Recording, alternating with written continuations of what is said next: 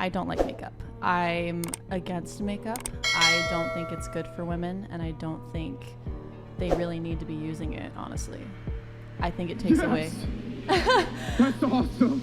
Makeup it's capitalizing on women's insecurities when it's something that they can easily fix. I think it takes away from a woman's natural beauty, and also it is so bad for you. Like, you think about how skin absorbs things. When you read the ingredients on a foundation bottle, what is in it? You can't even pronounce it. It's a bunch of crap that you're putting on your face. And that is in turn making your skin worse. So you have to keep buying more foundation to cover up what. Now, the best part of that clip was seeing the women distasteful look on their face as that woman spoke nothing but facts and truth. They couldn't say nothing but sit there and take it and feel bad about themselves, or they might have been mad or upset with her. And they're probably thinking in her head, like a lot of women that might be watching this video, thinking, well, that's not fair. You're naturally beauty. I have to wear makeup to look. What? To say that you have to wear makeup to look or feel beautiful is to do what? Is to say that you're masking an insecurity. A man is gonna appreciate you in the way that you look without that makeup more so than if he was to wake up one day and see you without that makeup and be thinking, oh damn, she don't look quite as good as I thought she would have looked without this makeup on. Prime example, this woman right here. See how beautiful this woman is? Gorgeous, natural beauty. You see it, no makeup on. Wait until she puts that makeup on. Now, look at this. Tell me it didn't take away from her beauty. Yeah, she still looks okay with the makeup on, but you'll be lying if you said it made her look or enhanced her beauty. She looked 10 times more gorgeous without it. Now, I get it. It's not fair. She's a natural beauty. At the same time, we can't disregard the fact that there's a lot of women out here that were natural beauties, put on makeup, enhance their beauty. Look at some of the girls on that show, Too Hot to Handle. When you see them with and without makeup on, when they look more attractive with makeup on than they do without, it's because that makeup, them chemicals that they have put in their skin, has drained and sucked all the natural beauty out of them. So they look pale, they look rough, they got bags underneath their eyes. So when they put that makeup on, it kind of makes them look how they should have looked without it. But it is true. Why do women have to take responsibility? They don't know. And how But I'm saying, okay. Let's go from the beginning. Every step of the way, women have choice, men don't. Yeah. Okay, so let me just, I know. Okay, wait, please let me finish this and I'll explain.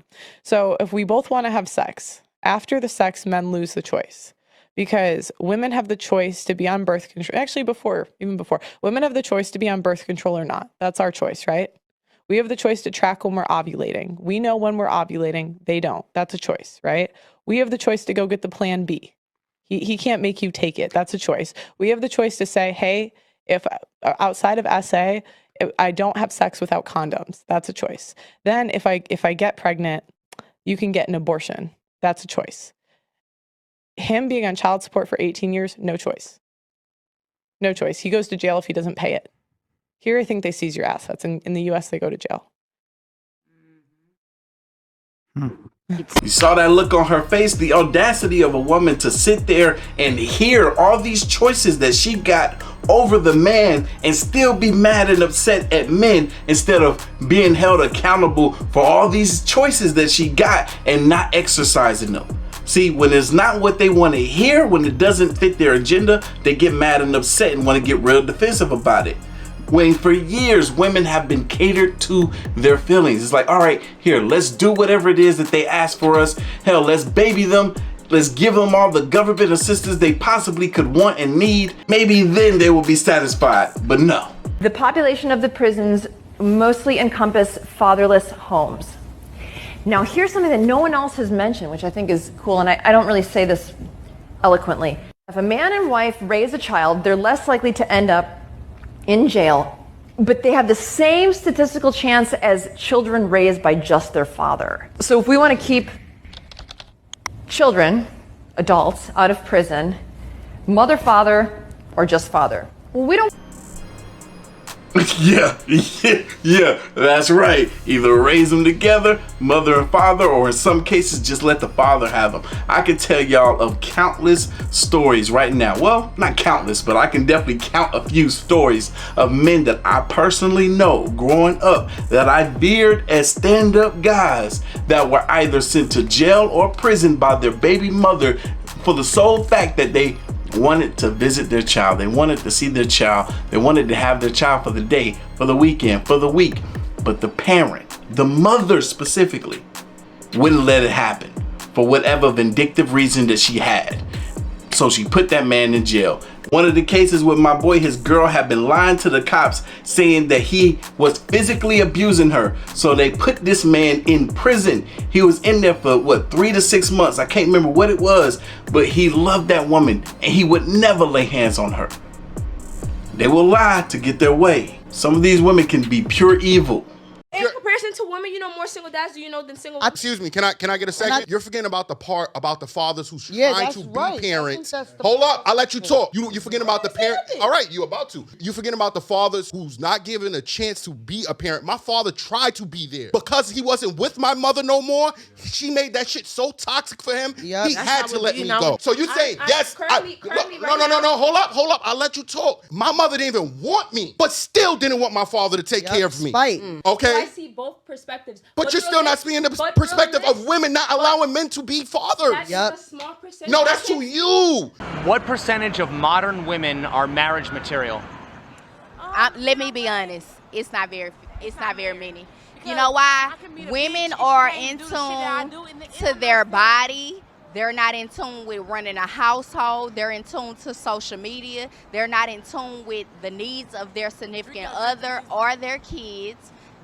I'm just gonna be honest. The women really is like men. It's all about me, and I don't know if it comes from the experience that they've had or. We're enough. It's enough. I don't know. Okay, wait. Let me just wait. Okay. Wait. Can I just finish one more thing? Okay. And one more thing about that.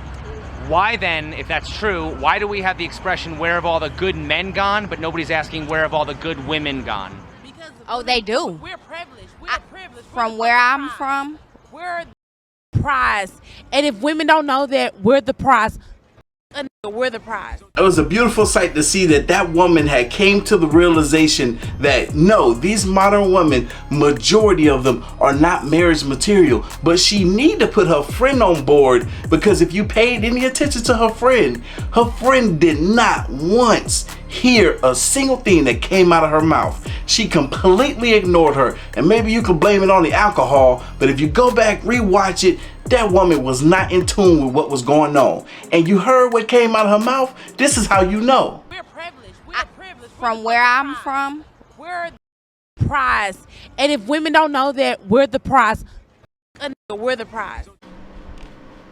One of the biggest issues, salary. The expectation that their man or the gentleman that they're dating should be making this six figure number, okay? Now, we're in the tri-state area, so I understand the desire to want to be with someone who's making six figures, because you kind of just need that in order to function, right? But this expectation that that's what someone should be earning in order for them to be worthy of you is impractical, and I'm going to tell you why. That they could lose their job in any given moment. So if you're giving someone a chance based on how much money that they make, and tomorrow they are unemployed and homeless or whatever it is, then you're now stuck with the dude who's unemployed or homeless because you only mess with him because of how much money he made. Secondly, it's not about how much money you make, it's how you manage it. Somebody could be the top cardiologist at a hospital making $400,000, and they own 10 cars, and they have 4 houses that they're underwater, and they're paying child support and alimony, and they're broke every week. So looking at a specific figure as a measure of whether or not you should date someone is problematic, and it's not going to work. So that's one of the biggest issues that I see with the ladies. Secondly, with the ladies, height. In what world does someone's height dictate how well they're going to treat you or how good of a husband or father they're going to be? There's nothing about that man's height that's going to make him a better human being. So, and again, I'm not saying that you should be dating folks who are necessarily like super shorter than you, but you're 5'2" and he has to be 6 feet. Why? Yeah, why? It's unreasonable. Even in your tallest heels, he's still going to be taller than you. And I understand generally the idea is the taller the man, the bigger the man, the more likely he is to protect you. It's more animalistic than it is like reality. But still, Impractical, the gentleman. There's this desire to have a woman who has this very particular physique, especially for black women, right? Usually bigger titties, smaller waist, flat stomach. However, usually the women who look like that are going to have higher expectations than what that man can afford. And it's not nice to say, but if she's getting tons of attention and she's this really beautiful woman with this amazing physique, then that means that usually she's gonna date the kinds of guys who do have the six figures, who are taller, right? Who are more seemingly attractive. You probably can't afford the lifestyle that she's gonna ask for. So it's unrealistic to have this, I want a woman that has this body, or I want a woman who looks like this, and we're not looking at her personality, we're not looking at her behavior, we're not looking at her traits, and then you're surprised when she's an airhead, or you're surprised when she's well, that's what you wanted, and that's what you got, so you're gonna do it. Men are dying, and they're dying from this condition. And the condition they're dying from is being hated, being discriminated against. In a sense, if you look at the figures of men who lose their homes, their families, their children, and most of them, 90% of those homeless men are there as a result of domestic violence. They've been kicked out, they've been lost. We look at that, I think it's a form of genocide. I really do. I can't see anywhere in history when women have turned on men like this. See, there's a reason why we're having these conversations now. It's not by accident. For so long, men have had to suffer in silence, but no longer. Men are starting to speak up now. And luckily, there are some women, a few women that are fighting a good fight along our side. Things have to change for the better of us all. Anyway, y'all leave your thoughts, comments, and opinions down below, and I'm gonna catch y'all in the next one. See ya.